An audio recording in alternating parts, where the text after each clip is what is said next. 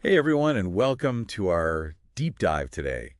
We're going to be looking at nuclear energy.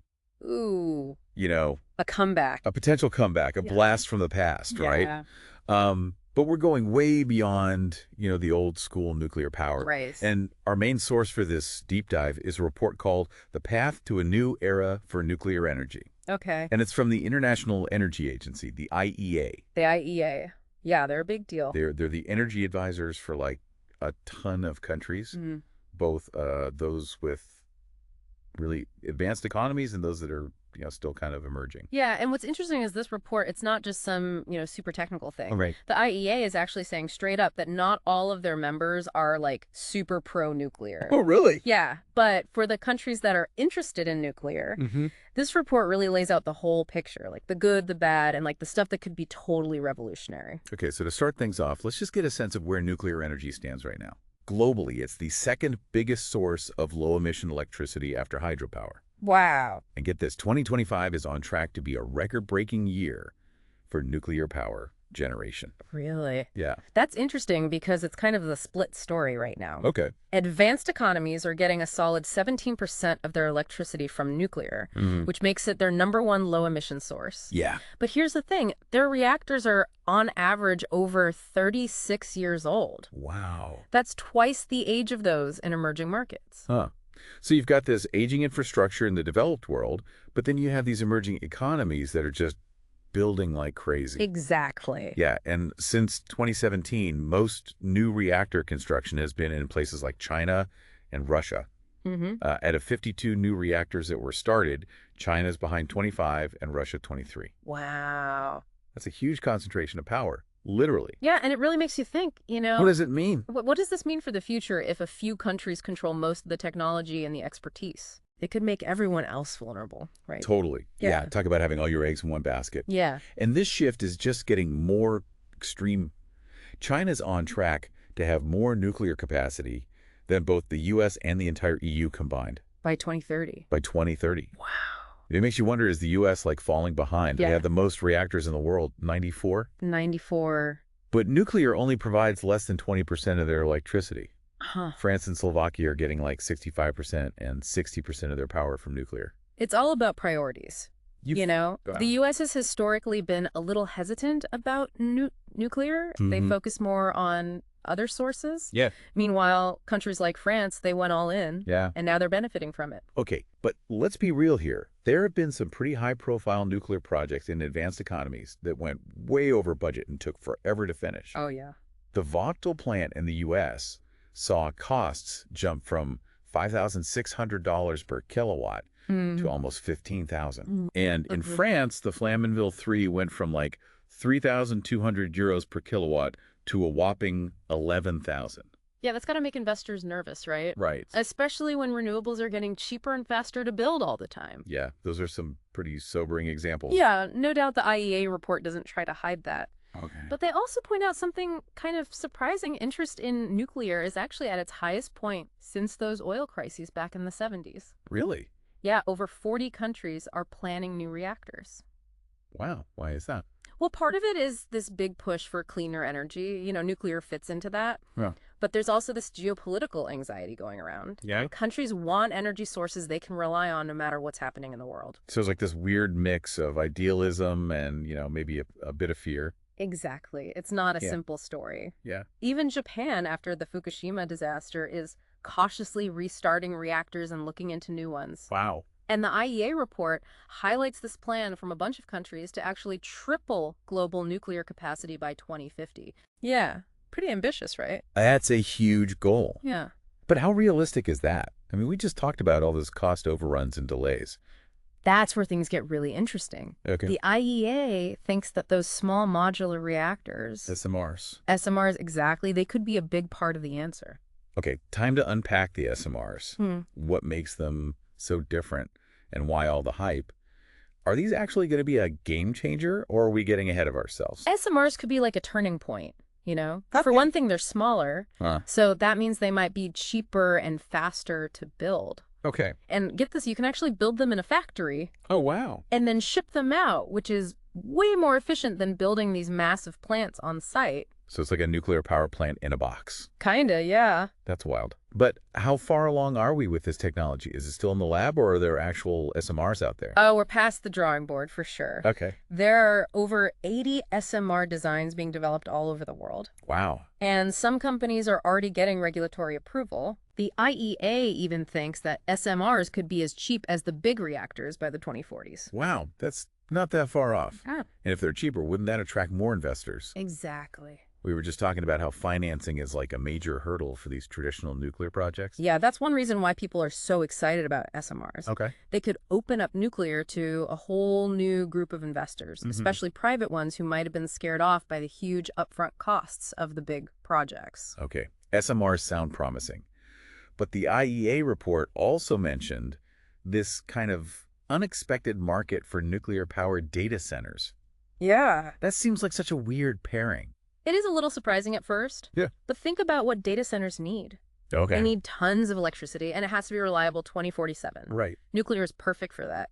It's like the marathon runner of the energy world. Okay. Renewables are more like sprinters, great when the conditions are right. Yeah. But nuclear can just keep going. So nuclear can provide that like baseload power that these data centers need to keep running all the time. Exactly. And it's not just theoretical. Okay. Companies like Microsoft and Google are already looking into nuclear to power their data centers. Wow. The IEA report even mentions plans for 25 gigawatts of SMR capacity. 25? Just for data centers, mostly in the U.S. That's a lot of power. Yeah. It seems like this energy transition is creating some strange bedfellows. You've got tech giants getting cozy with the nuclear industry. Who would have thought? It shows how complex this whole transition is. Yeah. We need every tool in the toolbox. Right. And sometimes that means looking at old solutions in a new way. Yeah. But speaking of old solutions, we can't forget about the fuel that makes all of this possible, uranium. Right, the uranium. So where does all that come from? Is it something we could just dig up anywhere, or are there like special places that have it? It's not exactly rare, but production is really concentrated in just 4 countries. Okay. Kazakhstan, Canada, Namibia, and Australia. They supply most of the world's uranium. And that raises some red flags, right? Yeah. Especially about energy security. If most of the uranium is coming from just a few countries, what happens if there's like political instability or a trade dispute? Yeah, we were just talking about how energy security is driving this renewed interest in nuclear. Right. It's kind of ironic that the fuel itself could be a vulnerability. Yeah, totally. The IEA report really stresses the importance of diversification. Countries need to explore new uranium sources, Right. invest in their own enrichment facilities, Yeah, find ways to reduce their reliance on any single supplier. absolutely. Hold on, you mentioned enrichment. Can you remind me what that is again? Yeah. I remember it's important, but it's a little fuzzy. Enrichment is basically concentrating the uranium-235, Okay. which is the isotope that you need for reactors. Right. It's a specialized process. And get this, over 99% of enrichment capacity is in the hands of just 4 suppliers. 4. And Russia alone accounts for 40%. Russia, as in Russia, that's been, well, causing some geopolitical headaches lately. Yeah. Exactly. Sound ideal. It's a tricky situation. Yeah. Relying so heavily on one country, especially one that's known for its, shall we say, unpredictable foreign policy, Right. it adds another layer of risk to the whole nuclear equation. So we've got potential supply chain issues for both the uranium itself and the enrichment process. That's 2 points of vulnerability. What can be done about that? The IEA report highlights a few strategies. Okay. Some countries like the U.S. are looking to boost their domestic uranium production, so they're less reliant on imports. Okay. They actually put out a call for companies to start producing uranium in the U.S. and are even offering financial support. So a made-in-America approach to uranium. Is anyone else doing something similar?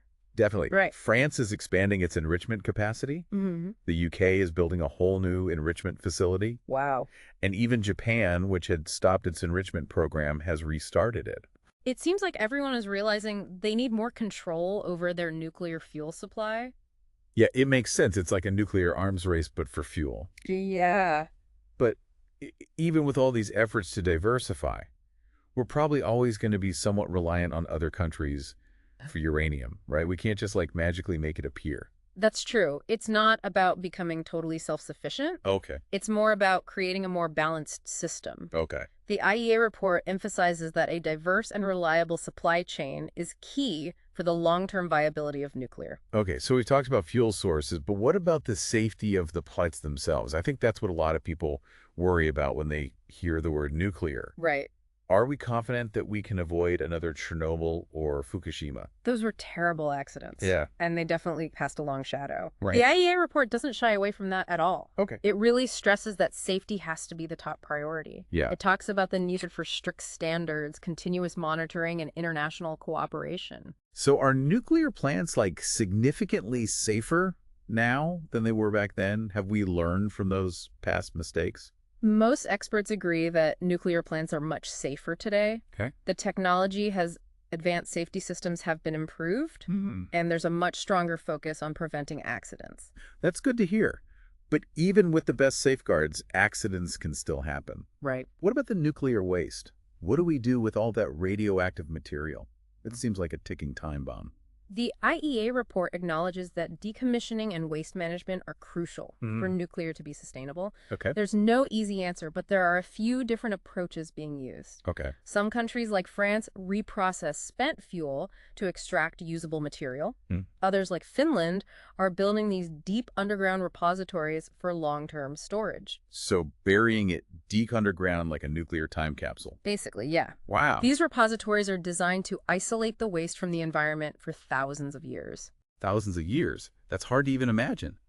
But are these long-term storage solutions truly safe? There's always debate and research going on, but most scientists agree that these deep geological repositories are a safe and viable option for managing nuclear waste in the long term. Okay, so we've covered a lot of ground uranium supply chains, reactor safety, and waste management. There's some pretty heavy challenges facing the nuclear industry. Are you feeling optimistic about the future of nuclear? It's a mixed bag for sure. Yeah. But despite the challenges, we're talking about a technology that can provide clean, reliable energy on a massive scale. It's not a perfect solution, Right. but it could be a really powerful tool in our fight against climate change and our search for energy security. You're right. It seems like there's some big questions we need to ask ourselves. Is nuclear power worth the risk? Can we manage the waste responsibly? Can we make it truly safe and secure? Those are the right questions to be asking. Yeah. The IEA report doesn't give us easy answers, but it does lay out the landscape and encourages us to have those tough conversations. This deep dive has been really enlightening, to say the least. We've learned so much about the current state of nuclear energy, the potential benefits, and the very real risks.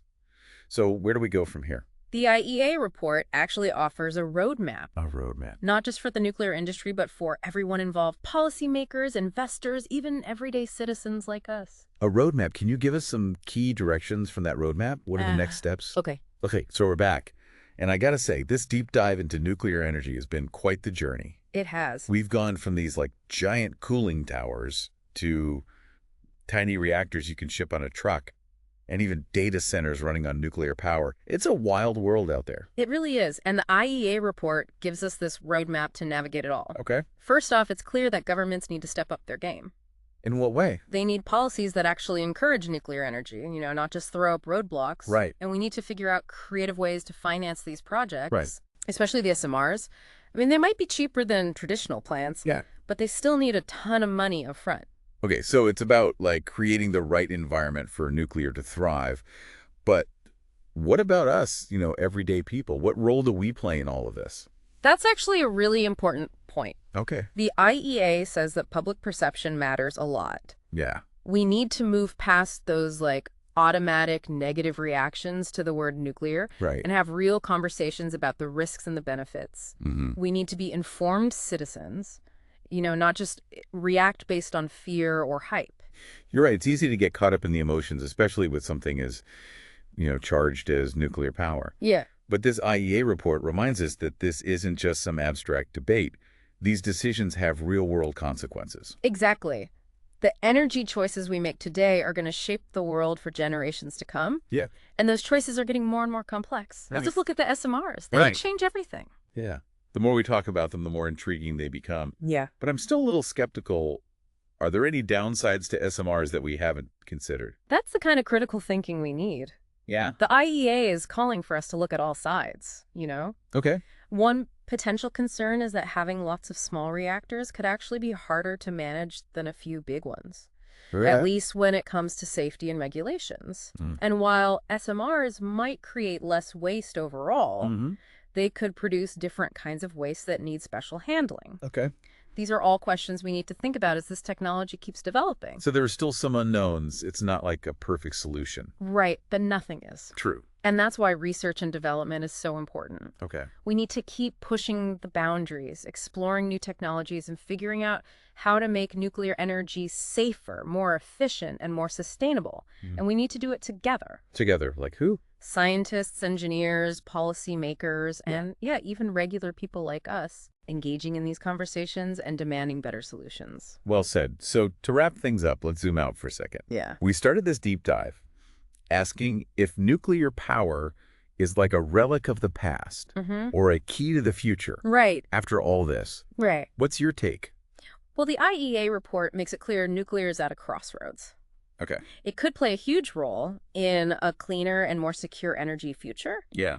But to get there, we need to deal with those big challenges head on. Like the costs, the risks, the waste, and how the public sees it. Right. It's not going to be easy, but the stakes are too high to ignore.